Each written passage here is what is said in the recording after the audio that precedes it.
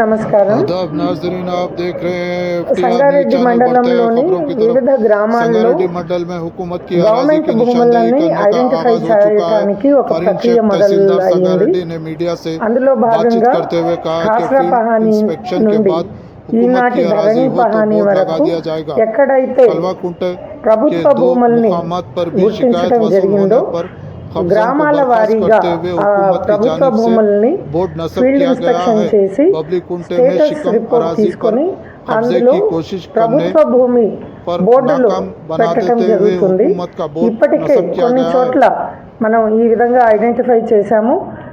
ఉదాహరణకు కల్వకుంట గ్రామంలో మనకు 395, 396 ఇవి రెండు కూడా ప్రభుత్వ భూములుగా గుర్తించబడినవి.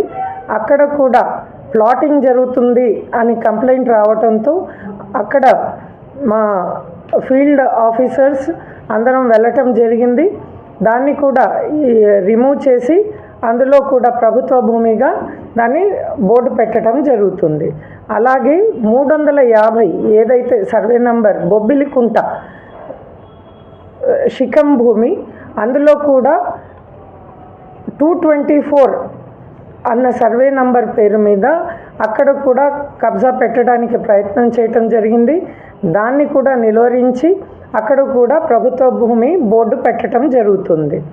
అక్కడ ఆల్రెడీ ఉన్న స్ట్రక్చర్స్ కన్స్ట్రక్షన్ అంతా కూడా తీసివేయటం జరిగింది. ఇప్పుడు ప్రభుత్వ భూమి బోర్డు కూడా అక్కడ ఇరెక్ట్ చేయటం జరుగుతుంది.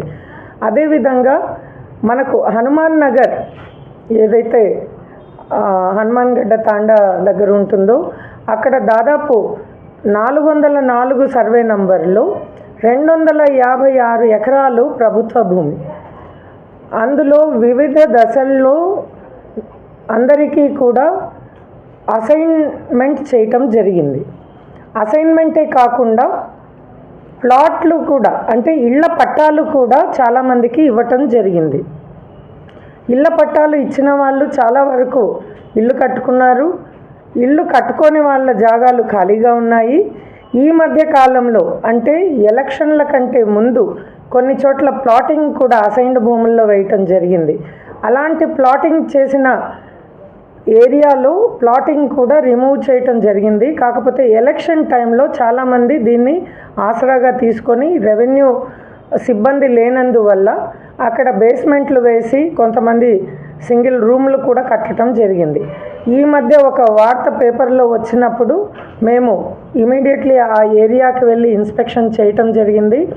అక్కడ చాలా వరకు బేస్మెంట్లు, తర్వాత కొన్ని సింగిల్ రూమ్స్, కొన్ని నూతనంగా కట్టిన నిర్మాణాలు ఉన్నప్పుడు కొన్ని కూల్చివేయటం కూడా జరిగింది. ఇప్పుడు ఎక్కడైతే అసైన్మెంట్ రూల్స్ వైలేషన్ జరిగిందో అసైనీస్ అందరికీ కూడా నోటీసెస్ ఇచ్చి వెంటనే కన్సర్న్ ల్యాండ్స్ ఏదైతే ఉన్నాయో అవన్నీ కూడా రిజంప్షన్ చేయటం జరుగుతుంది. అక్కడ గవర్నమెంట్ ల్యాండ్ బోర్డ్స్ కూడా పాతటం జరుగుతుంది. మేము ముఖ్యంగా ఎవరైతే ప్రజలు ఈ అసైన్డ్ భూముల్లో ప్లాట్లు అమ్మేటప్పుడు వాటిని కొనటం జరుగుతుంది. ఆ జాగా ప్రభుత్వ భూమా, అసైన్డ్ భూమా, పట్టా భూమా అని తెలుసుకున్న తర్వాతనే దయచేసి మీ డబ్బులు వాటి మీద ఖర్చు పెట్టి కొనండి. లేదు అంటే మీరందరూ కూడా నష్టపోతారు.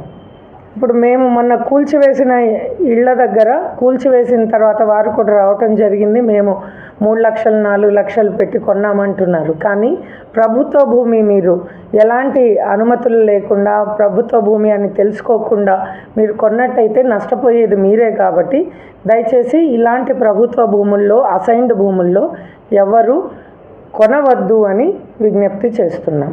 అలాగే ముఖ్యంగా ఇస్మాయిల్ ఖాన్పేట్, హనుమాన్ గడ్డ తాండాల్లో ఇసుక ఫిల్టర్లు నడుపుతున్నారు. ఆ 4 ఇసుక ఫిల్టర్లని మేము ఇప్పటి వరకు 2 సార్లు డిస్ట్రాయ్ చేసాం, ధ్వంసం చేయటం జరిగింది. మళ్ళీ కూడా అవి రికవర్ అయ్యి మళ్ళీ నడుపుతున్నారు అన్న సమాచారం మాకు వచ్చింది. కాబట్టి ఈసారి అక్కడ ఎలాంటి ఫిల్టర్ నడిచినా, ఎక్కడ దారిలో ఈ వాహనాలు పట్టుబడ్డా కూడా క్రిమినల్ కేసు బుక్ చేస్తాం. ఈసారి ఫైన్లు వేయము, క్రిమినల్ కేసెస్ డైరెక్ట్గా బుక్ చేయటం జరుగుతుంది. మళ్ళీ అక్కడ ఫిల్టర్ నడవకుండా అక్కడ పోలీస్ పెట్రోల్ కూడా పెట్టడం జరుగుతుంది. దువ్వల చెరువులో మట్టి కొడుతున్నారు అని కంప్లైంట్ వచ్చినప్పుడు మేము వచ్చాము అక్కడికి. అక్కడ ఏం జరిగింది అంటే అరణ్య అన్న ఒక ఆర్గనైజేషన్ వాళ్ళు పర్మిషన్ తీసుకొని, అంటే ఇదంతా కూడా ఆ చెరువు పూడిక తీయడానికి వాళ్ళు పర్మిషన్ తీసుకొని రైతులకి వాళ్ళు అంటే ఒక సపోర్ట్ సిస్టమ్ లాగా ఏదైతే జేసీబీ ట్రాక్టర్లు వాళ్ళు గ్రామస్తులు పెట్టుకున్నారో దానికి సపోర్ట్ సిస్టమ్ లాగా పెట్టి కలెక్టర్ గారి అనుమతితో అప్పుడు వాళ్ళకు కలెక్టర్ గారి అనుమతి ఇచ్చారు. ఆ లెటర్స్ కూడా ప్రొడ్యూస్ చేశారు వాళ్ళు. సో వాళ్ళు ఫేజ్ లెవెల్లో దాన్ని డీసిల్టింగ్ చేస్తున్నారు. సో అక్కడ కొంతమంది వాళ్ళ వెహికల్స్ కూడా టిప్పర్లు ఏదో పెడతాము అని వాళ్ళు వెళ్ళినందుకు అక్కడ వాళ్ళకి వీళ్ళకి మధ్య ఏదో కొంచెం మనస్పర్ధలు రావటం వల్ల మాకు కంప్లైంట్ వచ్చింది. మేము కూడా వెళ్ళాము. ఇప్పుడు అది వాళ్ళు కూడా ఆపేసాము. మేము ఓన్లీ బుష్ క్లియరెన్స్ మాత్రమే చేస్తున్నాము అని చెప్పారు. వాళ్ళలోకి నేను స్వయంగా వెళ్ళి చూశాను. రైతులు వాళ్ళ దగ్గర రిజిస్టర్లు కూడా ఉన్నాయి. వాళ్ళని పిలిపించాము, ఆర్గనైజేషన్ వాళ్ళని పిలిపించాము. వీళ్ళు తీసుకెళ్ళి డంప్ చేసిన సాయిల్ని నేను చూశాను. రైతులతో కూడా ఇంటరాక్ట్ అయ్యాను. ఒకవేళ మీరు ఇది వెంచర్లోకి వెళ్ళింది అని మీరు ఎక్కడైనా ఐడెంటిఫై చేయండి, ఇమీడియట్గా రాసి వాళ్ళ పర్మిషన్ని క్యాన్సిల్ చేద్దాం. ఓకే, ఎందుకంటే నేను ఆ రోజు వచ్చి ఆ రైతులందరితో వీళ్ళు ఎక్కడైతే డంప్ చేశారో ఆ ల్యాండ్స్లో కూడా వెళ్ళి ఇన్స్పెక్ట్ చేసి వాళ్ళతో కూడా మాట్లాడటం జరిగింది. ఎక్కడెక్కడైతే జరిగిందో లేదు. నేను అందుకే ఇప్పుడు మేము ఏం చెయ్యాలో అది చేస్తాము అంటున్నాం. వైలేషన్ ఎక్కడైతే జరిగిందో అసైన్డ్ భూముల్లో అవన్నీ ఇప్పుడు ఐడెంటిఫై చేసి అన్నీ రెజ్యూమ్ చేసుకుంటాం. రెజ్యూమ్ చేసుకున్న తర్వాత మేము రాస్తాం. దాంట్లో గవర్నమెంట్ డెసిషన్ తీసుకుంటుంది. మనం గవర్నమెంట్ ల్యాండ్ బోర్డు పెట్టిన తర్వాతనే ఇప్పుడు ఎన్ని స్ట్రక్చర్స్ ఉన్నాయి ఇదంతా కూడా మేము ఐడెంటిఫై చేసి ఎన్యూమరేషన్ చేసిన తర్వాత రాసి పంపిస్తాము.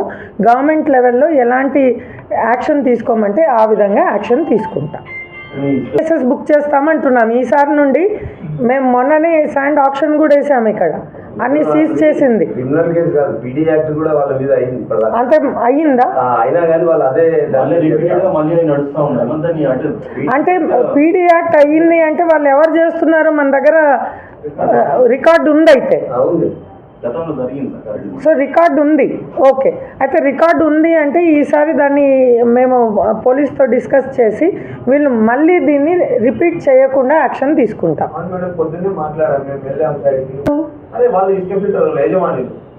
ఇప్పుడు అదే అంటున్నా నేను మీకు ఆఫ్ ద రికార్డ్ ఇప్పుడు